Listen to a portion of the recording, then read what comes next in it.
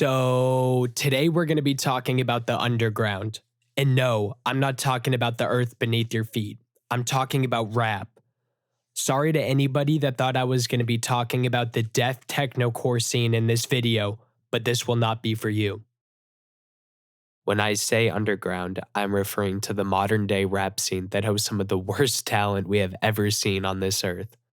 Aside from the people that only listen to the top 100 streamed artists on Spotify, there will always be people searching for new and creative music. Everybody has their own rabbit hole that they went through that led them to their favorite artists now or the group of artists that they follow closely. There's no set definition on what an underground artist is. Could it be under 500,000 monthly listeners? Less than 100,000 followers on Instagram? Those are often the metrics that people use when determining if an artist is still underground or not. When you look up underground on Urban Dictionary, it says a movement or a group of people related to music who do it not for the money, the notoriety, or the fame, but for the love. That's definitely the best way to put it, because if you're making music expecting fame and money and fortune out of it, that is not the way to go about it. Every artist is going to have to promote their own music initially if they want anybody to listen to it. But if you're expecting to be famous off of your music, you probably would not want the label of an underground artist. Before we dive deep into the underground, first we must talk about what is not underground. Opium is not underground.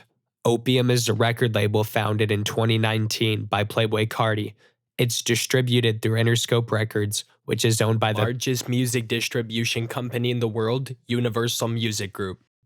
Playboi Carti is one of the most popular artists on streaming platforms. He is one of 2 rappers to have a combined 2 billion streams on each one of his albums, the other artist being Juice WRLD. This is largely in part due to the fact that Playboi Carti only has 3 studio albums released, with there being a limited catalog available on the main page of his streaming services. This created an obsession from fans to hear his new music. People started digging into his older catalogs and discovered music from a previous name, Cash Carti.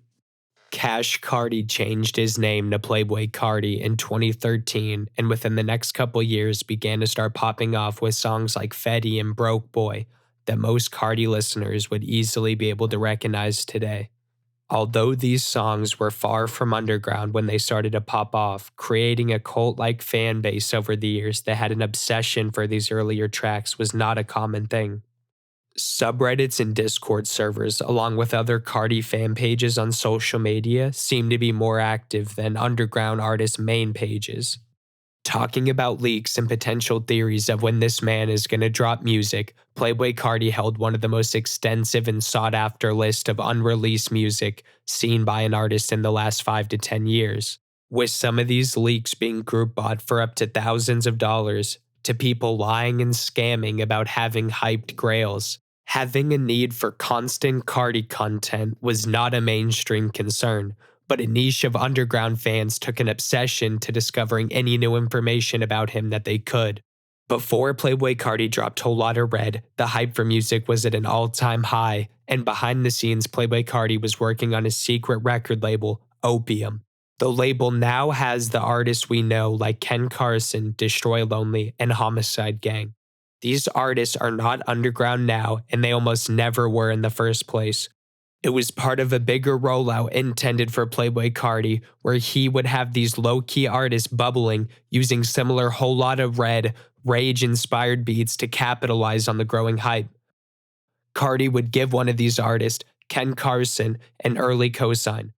Photographs of the two uploaded to Ken Carson's Instagram in 2020 confirmed that the two had been working together, along with a peculiar promotion post from academics of Ken. But yeah, academics posted Ken Carson's Yale music video, and everybody was sus, like, oh, who's this guy randomly popping up? Well, it was Playboi Carti's first artist. Although it was never publicly confirmed by Carti until 2023, this was the push to Ken Carson being the first artist signed to the Opium record label. Playboi Carti had been quoted saying that none of his artists sounded like him. It is true that Ken Carson, Destroy Lonely, and Homicide Gang's initial releases didn't sound much like Carti's new music aside from some flows and lyrical content. They had been working together to create a new aesthetic and sound that they could push to the mainstream as Opium. Calling these artists industry plants wouldn't be a correct term. They all had music careers before working with Carti, but once they were all put in the public eye, they were meant to break through the underground. After Playboi Carti dropped A Whole Lotta Red, there was a new wave of artists coming out, capturing the sound of distorted synths and rock-like 808s with fast-tempo, heavy bass.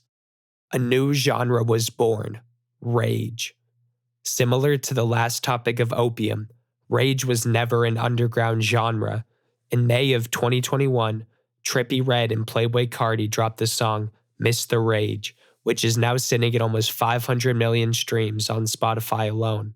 With the newfound genre getting a huge look with two of the biggest artists from the previous SoundCloud era, there was a surplus of new artists attempting to create their version of the sound.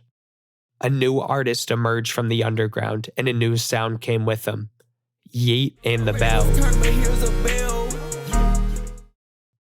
Said to have been added by Yeat himself in the recording and mixing process, the Bell added another hype element to the already catchy melodies of the synth trap beats Yeat was using.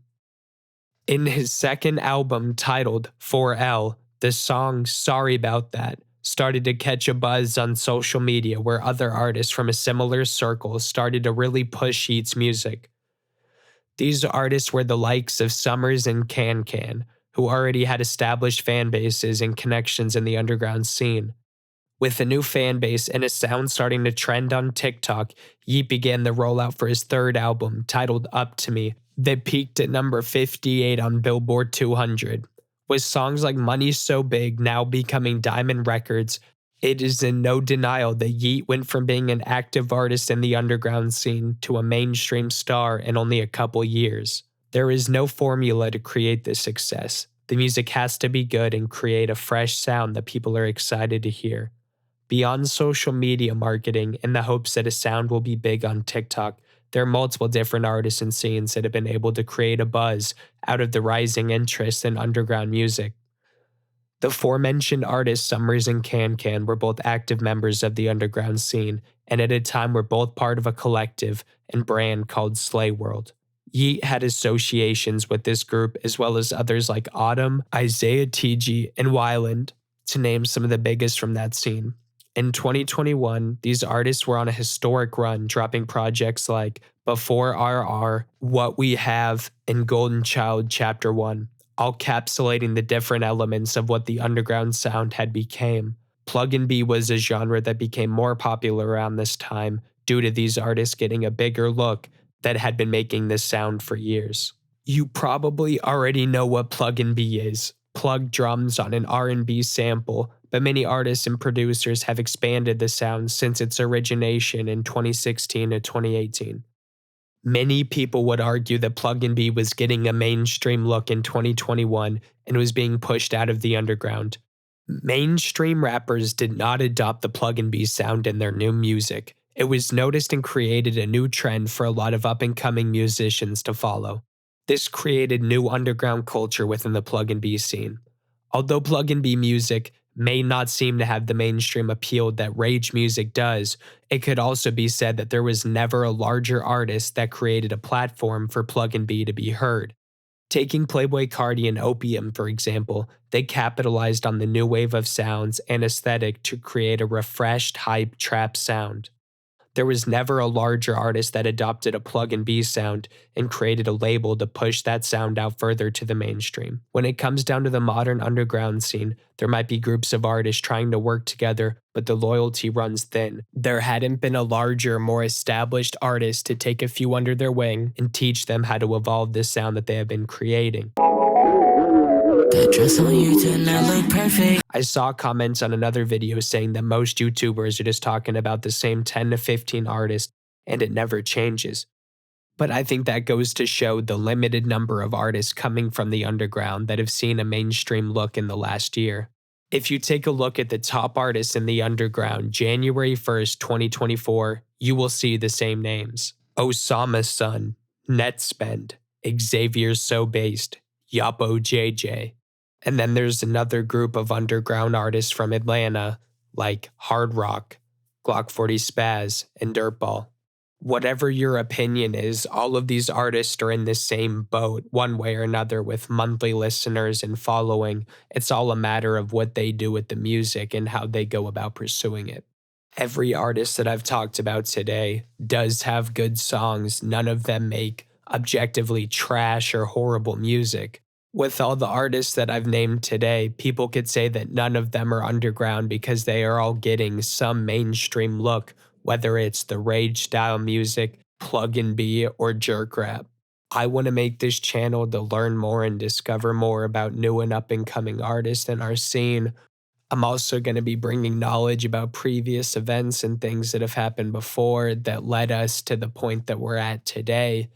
I have a previous video talking about the history of streaming services and how iTunes became Apple Music. So check that out if you're interested.